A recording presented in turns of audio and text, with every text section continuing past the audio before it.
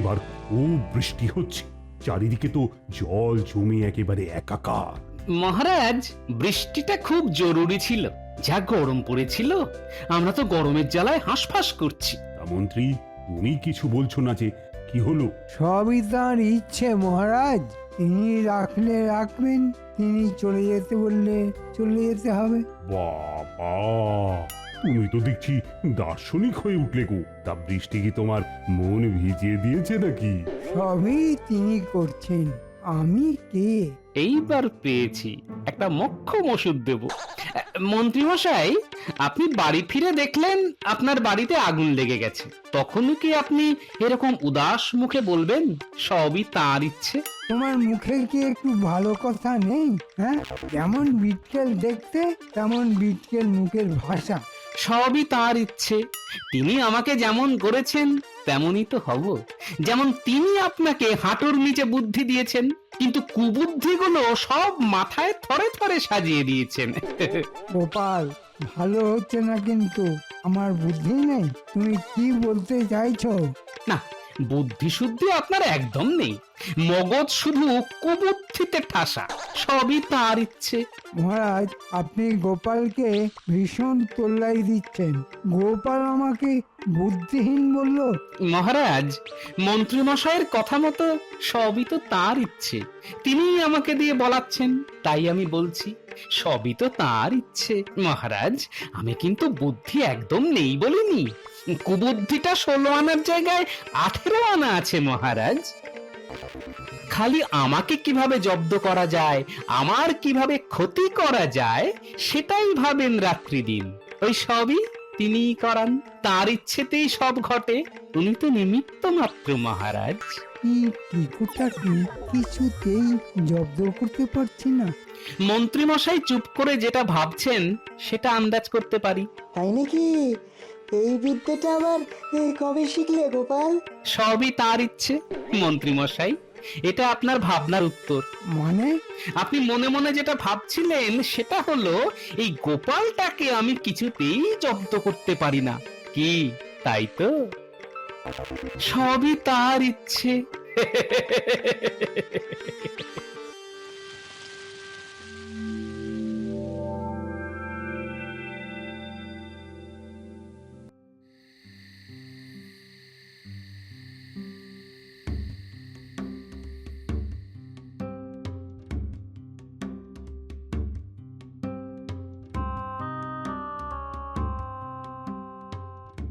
মহারাজ, আপনাকে এত চিন্তিত দেখাচ্ছে কেন?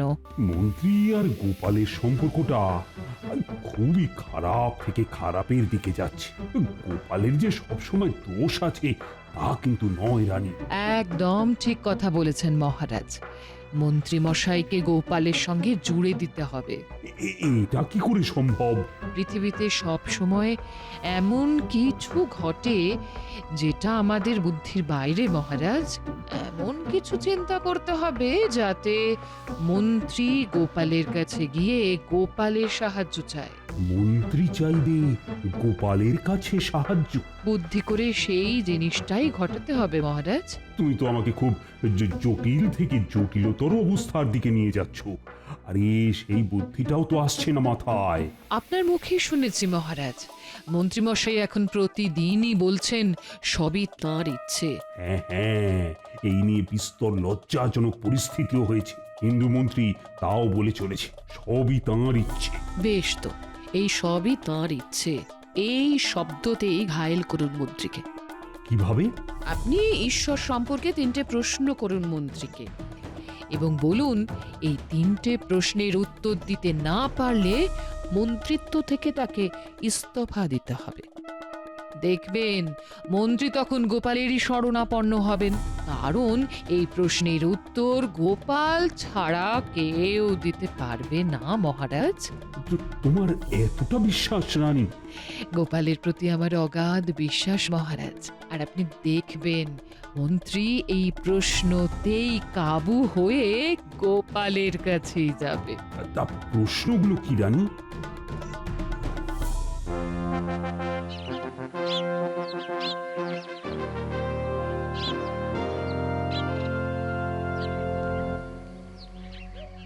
মন্ত্রী, আমাকে এই 3টি প্রশ্নের উত্তর দিয়ে সন্তুষ্ট করতে হবে, নতুবা তোমার মন্ত্রিত্ব পদ থেকে ইস্তফা দিতে হবে। প্রথম প্রশ্ন, ঈশ্বর কোথায় থাকেন? দ্বিতীয় প্রশ্ন, তার দৃষ্টি কোন দিকে এবং তিনি কি করতে পারেন? এটা আমার তৃতীয় প্রশ্ন। যুক্তি সহযোগে আমাকে উত্তর দিয়ে সন্তুষ্ট করতে না পারলে মন্ত্রিত্ব পদ তোমার গেল। বলতে পারো এটা তাঁর ইচ্ছে নয়, এটা আমার ইচ্ছে। মহারাজ, এ কি পরীক্ষায় ফেললেন আপনি? বাহ, তুমি মন্ত্রী হবে, তোমার বেতন বাড়বে, তা সেটা পেতে গেলে যে বুদ্ধি খরচ করতে হয় মন্ত্রী। হ্যাঁ, বুদ্ধি খরচ করে যুক্তি সহকারে আমাকে উত্তর দিয়ে খুশি করো। আর যতদিন তুমি আমাকে এর উত্তর না দিতে পারো ততদিন আমি তোমার মুখদর্শনই করব না।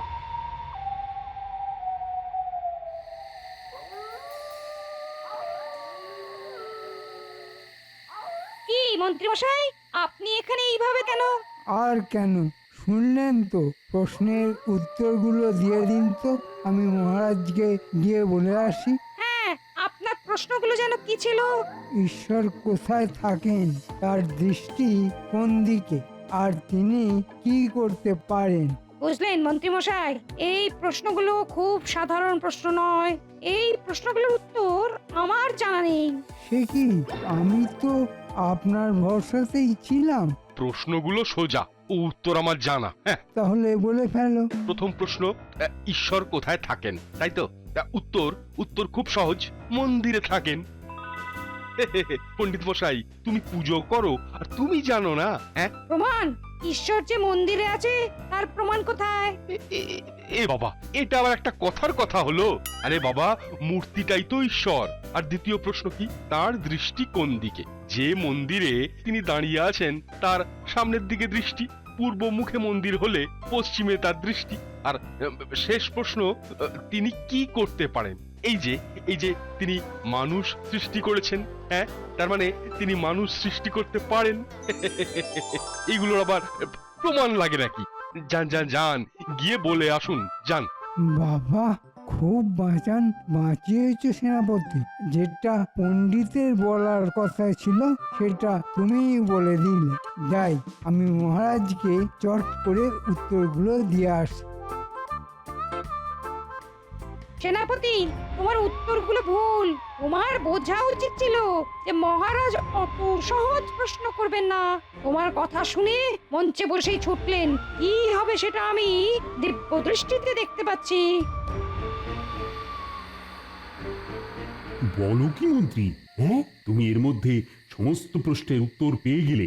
পথে হাঁটতে হাঁটতে আপনার প্রশ্নের উত্তরগুলো আমার মাথায় চলে এলো। এক এক করে বলি। বলো বলো শুনি। রানী, তুমিও শোনো। আপনার প্রথম প্রশ্ন ছিল ঈশ্বর কোথায় থাকেন। উত্তর হলো মন্দিরে।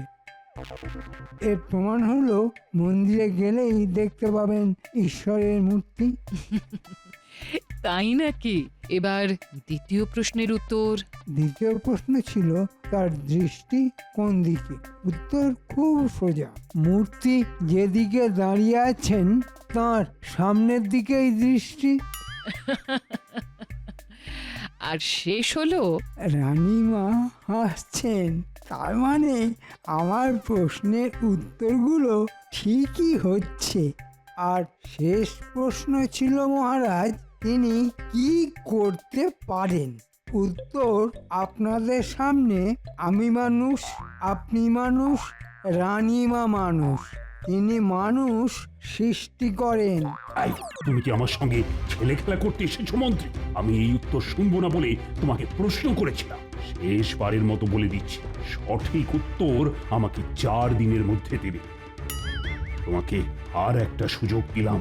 যাও যাও, এখন ঘরে গিয়ে ভালো করে চিন্তা করে উত্তরগুলো কি হবে সেটা ভাবো। হ্যাঁ, উত্তরগুলো যতটা সহজ ভাবছো ততটা সহজ কিন্তু নয়। যাও যাও যাও, ঘরে যাও।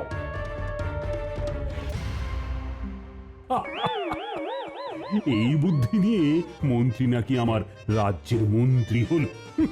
আপনাকেও বলি হরি মহারাজ, এই মন্ত্রী নিয়ে আপনি আপনার কাজ চালাচ্ছেন, আপনার ক্ষমতা আছে। না না, আমার তো গোপাল আছে।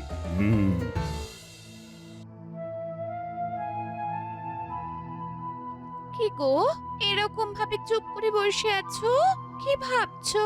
মহারাজ, আমার মন্ত্রিত্বের পরীক্ষা নিচ্ছে গিন্নি। আমাকে 3টে প্রশ্ন দিয়েছে, তার উত্তর 4 দিনের মধ্যে দিতে হবে। কি বলো কি? মহারাজ মন্ত্রী মশাইয়ের পরীক্ষা নিচ্ছেন? এতদিনে একটা কাজের কাজ করছেন গো, বলি পরীক্ষাতে একেবারে অকৃতকার্য হবেন সেটা আগে থেকেই বলে দিলাম। হ্যাঁ, প্রশ্নগুলো তো শুনলে তুমি, উত্তরগুলো সব জানা আমার, কিন্তু একটা কথা আমাকে খুব খোঁচা দিচ্ছে। কোন কথা গো? মহারাজ হঠাৎ করে এই প্রশ্নগুলো কেন করলেন? আমার মন যদি ঠিক কথা বলে তাহলে মন্ত্রী মশাইকে আমার কাছে আসতেই হবে, এবং এটাই মহারাজের ইচ্ছে। কি বলছো গো? মন্ত্রী মশাই তোমার কাছে আসবেন? প্রয়োজন পড়লে সবকিছুই সম্ভব গিন্নি। শোনো, উত্তরগুলো সহজ নয়, একটু ভেবে চিনতে উত্তর দিতে হবে। কি ভাববো বলো তো? ভাবতে ভাবতে মাথার চুলগুলো সাদা হয়ে যাবে। চিন্তায় চিন্তায় চুলে পাক ধরে, জানো তো? জানি জানি, তোমার এই চিন্তা দূর করতে পারে একমাত্র গোপাল। গোপাল? ওই কেকোটা? তুমি কি বলতে চাইছো বলো তো গিন্নি? সহজ দুটো কথা, গোপাল তোমার থেকে অনেক বেশি বুদ্ধিমান, এটা তুমি মানো আর চাই না মানো। গোপালের সঙ্গে সন্ধি করো, বুঝেছো? তোমার ভালোই হবে। যে প্রশ্নের উত্তর দিতে পারলো না সে প্রশ্নের উত্তর গোপাল দেবে? একবার মুখ ফুটে গোপালের কাছে যাও না, দেখো না গোপাল কি করে। শেষে আমাকে গোপালের কাছে যেতে হবে? ঠিক আছে, কাল সকালে না হয় গোপালের বাড়ি থেকে একবার ঘুরেই আসবো।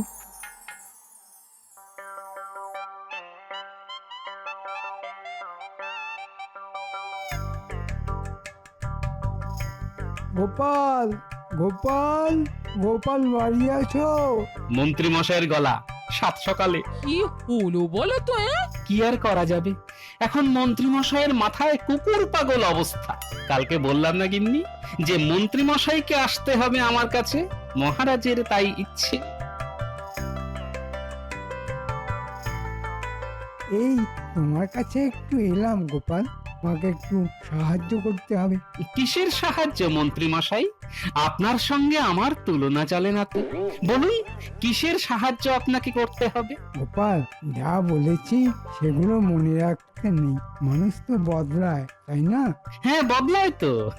কেমন অবস্থায় পড়লে মানুষ বদলায় বই কি। আজ থেকে ঠিক করেছি তোমার কথায় আর রাগ করব না। তা বলুন, আমি আপনাকে কি সাহায্য করব? গিন্নি তুমি যাও, দাঁড়িয়ে থেকো না। সকালবেলা মন্ত্রী মশাই এসেছেন, অন্তত একটু মুড়ি বাতাসা দিয়ে ওনাকে অভ্যর্থনা জানাও। হ্যাঁ হ্যাঁ, এই আমি যাচ্ছি গো। হ্যাঁ হ্যাঁ, এক্ষুনি যাচ্ছি। হ্যাঁ,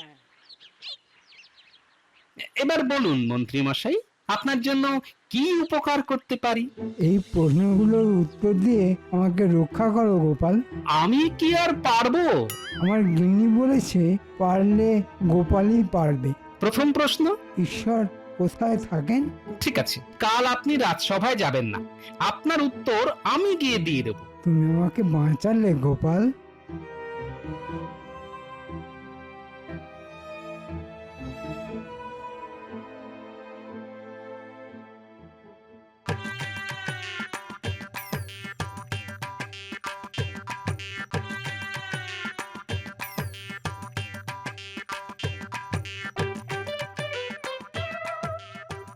মহারাজের জয় হোক। মহারাজ, মন্ত্রী মশাইয়ের উত্তরটা দিতে আমি এলাম। তার মানে টোটকায় কাজ হয়েছে। ঠিক আছে ঠিক আছে, তুমি বলো তো, বলো। উত্তরটা খুব সোজা, তাই মন্ত্রীর বদলে আমি দিতে এলাম। মহারাজ, এই প্রশ্নের উত্তর শুনতে হলে যে উত্তর দেবে সে হলো গুরু। তাই সে উচ্চাসনে বসে প্রশ্নের উত্তর দেবে আর মহারাজকে বাধ্য ছাত্রের মতো নিচে বসে উত্তর শুনতে হবে। এসো এসো, তুমি আমার আসনে বসো।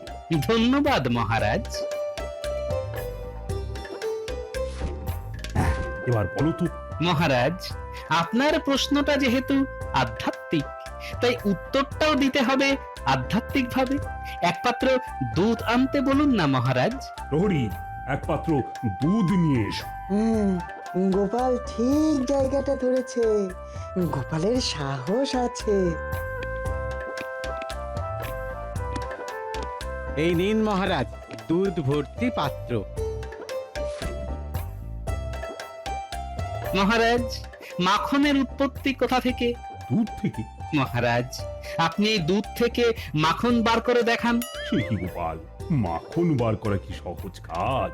দুধ মন্থন করে তো মাখন বার করতে হয়। নির্জনে বসে একাগ্র চিত্তে মন্থন করতে হয়। একদম সঠিক কথা বলেছেন মহারাজ। যেরকম ভাবে মন্থন করে মাখন বার করতে হয়, ঠিক সেই রকম ভাবে একাগ্র চিত্তে ঈশ্বরকে স্মরণ মনন করলে ঈশ্বর আপনা আপনি আসেন। ঈশ্বর মন্দিরে থাকেন না, মানুষের মনেই তিনি থাকেন। আপনার প্রথম প্রশ্নের উত্তর পেয়ে গেলেন মহারাজ। পেয়ে গেলাম গোপাল। ধন্য ধন্য তুমি। না মহারাজ, ধন্য আমি না, ধন্য মন্ত্রী মশাই। এ আমি জানি এটা কার বুদ্ধি গোপাল। আমি চাই মন্ত্রী তোমার সাথে মিলে যাক। এবার দ্বিতীয় প্রশ্নের উত্তর, মানে ঈশ্বরের দৃষ্টি কোন দিকে? এই প্রশ্নের উত্তর দেবার আগে ঘরের দরজা জানলা সব বন্ধ করে দিতে হবে। ঘর অন্ধকার না হলে এই প্রশ্নের উত্তর তো দিতে পারবো না মহারাজ। প্রহরী, ঘরের দরজা জানলা সব বন্ধ করে দাও।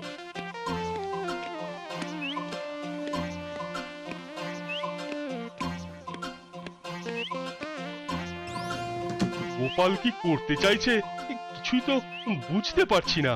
গোপালকে যা ভাবতাম সেটা কি ভুল ভাবতাম? অবশ্যই এই গোপাল মূর্খ নয়।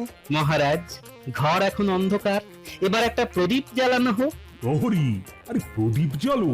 এই যে মহারাজ, প্রদীপ জ্বালিয়ে দিলাম। ঘরের কোন দিক থেকে আলো আসছে মহারাজ? ঘরের সব দিক থেকে আলো সমানভাবে পড়ছে। ঠিক তেমনি ঈশ্বরের দৃষ্টি সমানভাবে পড়ে। সাধু সাধু, কি সুন্দরভাবে প্রমাণ সহ গোপাল বুঝিয়ে দিল মহারাজ। এসব মন্ত্রী মশাইয়ের জবাব, আমি তো নিমিত্ত মাত্র। আবার বিনয়। মন্ত্রীর যে কতটুকু ক্ষমতা সে তো আমার জানা আছে। এবার তৃতীয় প্রশ্নের উত্তর। তৃতীয় প্রশ্নের উত্তর দেওয়ার আগে মন্ত্রী মশাইকে এখানে আসতে বলতে হবে মহারাজ। প্রহরী, মন্ত্রীকে ডেকে আনো। যে আজ্ঞে মহারাজ।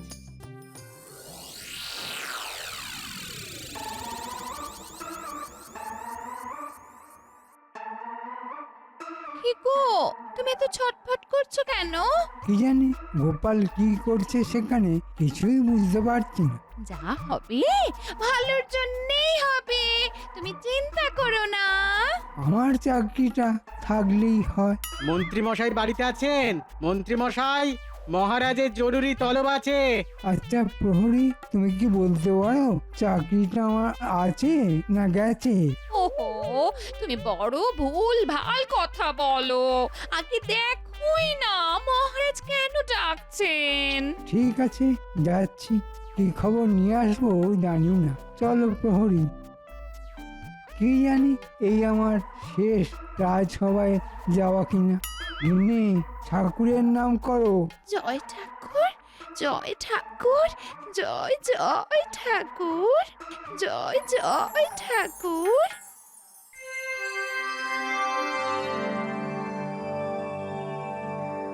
তা মন্ত্রী এখানে এসে কি করবে? এইবারের ঘটনাটা তো মন্ত্রীকে নিয়েই হবে মহারাজ। সঠিক সময়ে মন্ত্রী মশাই এসে শেষ প্রশ্নের উত্তরটা দিয়ে দেবেন। ওই তো মন্ত্রী এসে গেছে। এ বাবা, একই দেখি সিংহাসনে গোপাল বসে আর গোপালের পায়ের কাছে মহারাজ। তার মানে আজ আমার গরদানে যাবে, চাকরিও হয়ে যাবে। হায় হায় হায়, বউয়ের বুদ্ধিতে কেন গেলাম? গোপাল যে একটা ভাঁড় সেটা তো আমি জানতাম।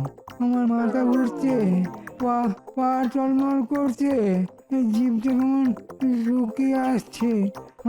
আমি আমি তোমার চোখে অন্ধকার দেখছি। আসুন মন্ত্রী মশাই। হ্যাঁ, কোথায় আসবো? তুমি তো আমাকে মাঠে বসিয়ে দিলে। আমার মাথা ঘুরছে, পা টলমল করছে। এ কি করলে গোপাল? তুমি আমার এভাবে বদলা নিলে? হায় হায় হায় হায়। এ কি মন্ত্রী মশাই যে মেঝেতেই বসে পড়লেন। এটাই হলো মহারাজের তৃতীয় প্রশ্ন। তিনি কি করতে পারেন? ঘাবড়াবেন না মন্ত্রী মশাই, আপনার কোনো দোষ নেই। আসলে এটাই বোঝাতে চেয়েছি ঈশ্বর কি না করতে পারেন। মহারাজকে মাটিতে, আর গোপাল যে মহারাজের সভার বেতনভুক কর্মচারী, সে মহারাজের সিংহাসনে, আর দেশের মন্ত্রী মাটিতে গড়াগড়ি খাচ্ছেন। আশা করি প্রমাণ করতে পেরেছি তিনটে প্রশ্নের উত্তর সঠিকভাবে দিয়ে। অসাধারণ গোপাল, তুমি অসাধারণ।